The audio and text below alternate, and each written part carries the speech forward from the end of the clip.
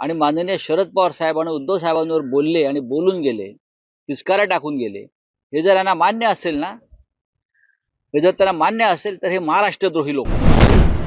दिल्लीचे बूट चाटणं, बरं का, दिल्लीचे बूट चाटणं, महाराष्ट्राला खड्ड्यात घालणाऱ्यांच्या बाजूने उभे राहणं,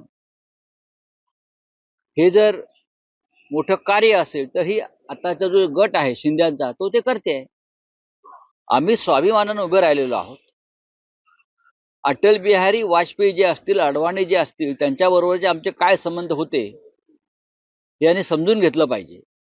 आणि आता जे कोणी हे फडफड करतायत, बरं का, पाळलेले पोपट, तर त्यांना हा बोलण्याचा अधिकार नाही. त्या सगळ्यांनी हिंदुहृदय सम्राट बाळासाहेब ठाकरे यांच्या शिवसेनेची शक्ल उडवून महाराष्ट्राचं प्रचंड नुकसान केलेलं आहे.